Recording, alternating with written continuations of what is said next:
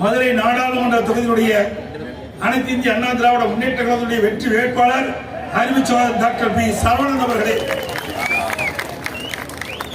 நம்முடைய வெற்றி வேட்பாளர் டாக்டர் பி சரவணன் அவர்கள் திறமையானவர்,